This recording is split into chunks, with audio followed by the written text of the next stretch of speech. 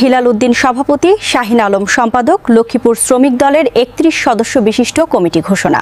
বিস্তারিত দেখুন প্রতিবেদনে। বাংলাদেশ জাতীয়তাবাদী শ্রমিক দল লক্ষ্মীপুর ইউনিয়ন শাখার সম্মেলন সম্পূর্ণ হয়েছে।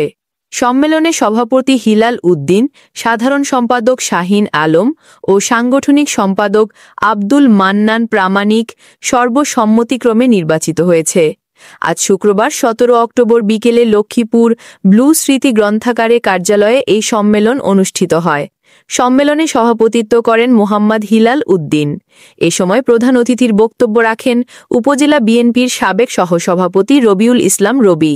প্রধান বক্তা হিসেবে বক্তব্য রাখেন উপজেলা শ্রমিক দলের সভাপতি নজরুল ইসলাম নজু।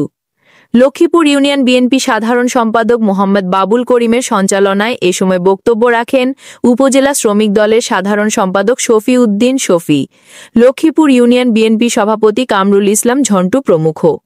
উক্ত সম্মেলনে পৌর কৃষক দলের আহ্বায়ক বি.এম. বাবুল হোসেন, দেবত্তর ইউনিয়ন শ্রমিক দলের সভাপতি আরজু হোসেন, সাধারণ সম্পাদক জহুরুল ইসলাম, দপ্তর সম্পাদক সবুজ হোসেন সহ বিভিন্ন ইউনিয়ন শ্রমিক দলের সভাপতি সম্পাদক সহ নেতৃবৃন্দ উপস্থিত ছিলেন। এ সময় বক্তারা বলেন, নির্বাচিত সভাপতি সম্পাদক সহ সকল নেতৃবৃন্দের উদ্দেশ্যে বলেন, আগামী জাতীয় সংসদ নির্বাচনে লক্ষ্মীপুর ইউনিয়ন শ্রমিক দলকে সুসংগঠিত করে দলের জন্য কাজ করতে হবে। প্রত্যেক বাড়ি বাড়ি গিয়ে ধানের শীষের প্রার্থীর জন্য ভোট চাইতে হবে। সবাইকে একসাথে হয়ে কাঁধে কাঁধ রেখে সংসদ নির্বাচনে লড়াই করতে হবে এবং আমাদের প্রার্থীর বিজয় নিশ্চিত করতে হবে। দেশের উন্নয়নে বিএনপির ভারপ্রাপ্ত চেয়ারম্যান তারেক রহমানের ৩১ বাস্তবায়নের লক্ষ্য উপজেলা শ্রমিক দল ও ইউনিয়ন শ্রমিক দলের নেতৃবৃন্দ একত্রিত হয়ে কাজ করে যাচ্ছে।